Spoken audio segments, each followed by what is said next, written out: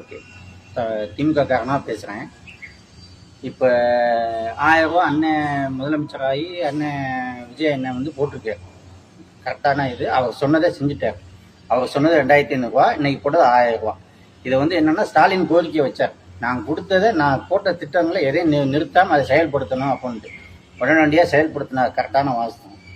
அப்போ வந்து வீடியோ பயங்கரமாக வருது. என்னென்னா, அண்ணன் நீங்கள் 2500 ரூபா சொன்னீங்களே, ஏன் இன்னும் கொடுக்கல, 1000 ரூபா முன்னு கொடுத்துருக்கீங்களேன்னு கேட்குறீங்க. மக்கள் கேட்குறியா? மக்களுக்கு நான் சொல்ல வரேன் என்னென்னா, 1000 ரூபா கொடுக்குன்னு சொன்னான் என் தலைவர் ஸ்டாலின்.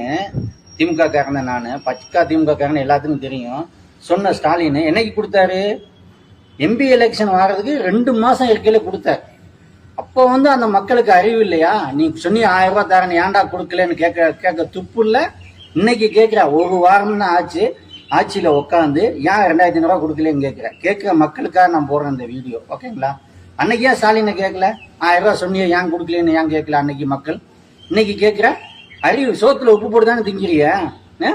50 வருஷமா ஆட்சி ஆண்டான் அவன் வந்து உக்காந்துக்கிட்டு சொல்றான் 1000 ரூபா கொடுக்கன்னு, கிழிக்கிறேன்னு சொல்றான். அவனுக்கு ஓட்ட போடுறிய நீங்க, அவனை உட்கார வைக்கிறிய. அவன் 2 வருஷம் கழிச்சு கொடுக்குறான். எம்பி எலெக்ஷன் 2 மாசம் இருக்கையில கொடுக்குறான் 1000 ரூபாய். அதை நீ வாங்கிக்கிற. நல்லா சூடு சோனை இல்லாம சோத்துல உப்பு போட்டு தின்னியா என்னன்னு தெரியல. அப்ப நீ எதுவும் வாய் பேசல. வாங்கின அன்னைக்கு வாங்கி 40க்கு 40 எம்பி எலெக்ஷனே வாங்கி எப்படின்னா அன்னைக்கு 1000 ரூபாயும் கொடுத்தான், ஓட்டுக்கு 5000 ரூபாயும் கொடுத்தான் திமுக காரங்க. கொடுத்து எம்பி எலெக்ஷன் என்னாச்சு? ஒரு எம்பியோட அடுத்த எல்லாம் திமுக காரன் தான் வந்தான். எப்படி? பணத்தால வந்தாங்க, மக்களால வரல.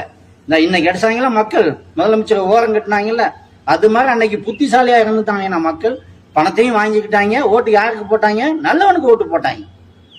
ஓகேங்களா? நல்லா பூஞ்சி செயல்படுங்க மக்களே. வீடியோ வந்து பயங்கரமா பேசுறீங்க, அதை வந்து தவிர்க்கணும். ஏன்னா நீங்க சொல்றது கரெக்டா இருக்கணும். நானா இருந்தாலும் யாரா இருந்தாலும் கரெக்டா பேசணும்.